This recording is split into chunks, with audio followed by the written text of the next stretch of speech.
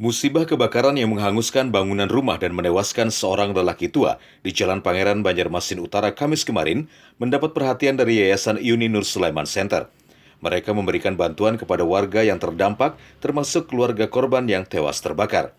Tidak hanya di wilayah Banjarmasin Utara, bantuan makanan serta pakaian layak itu juga diberikan kepada warga Pekapuran Raya Banjarmasin Timur yang rumahnya hangus terbakar pada Jumat siang.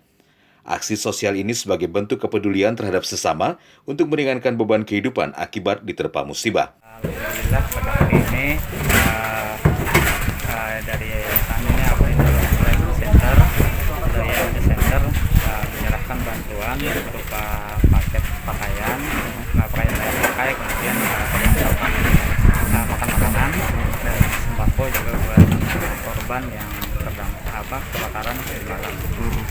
Mungkin ada berapa paket yang diserahkan nanti? Sesuai dengan jumlah korban yang ini ada 2 rumah dan satu meninggal itu kan, terus satu rumah yang ada 3 orang anak, 2 orang. Kami kan motonya bersama berbuat baik, jadi dimanapun berbuat baik. Ketika kami ada musibah ya kami gerak cepat. Ya kebetulan memang kami di lapangan tadi memang sedang berbagi karena Jumat berkah, jadi sekalian langsung ke sini. Ya di daerah Pekapuran, di daerah Pangeran juga ada tadi. Kami setelah sholat Jumat dan juga kegiatan seperti rutin di masjid juga ada tadi kita sekitar 200-an orang yang kita bagikan.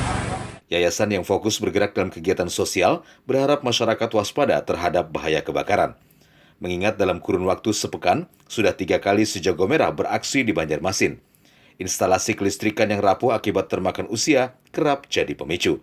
Dari Banjarmasin, Adi Hardian, Kalsel 1net.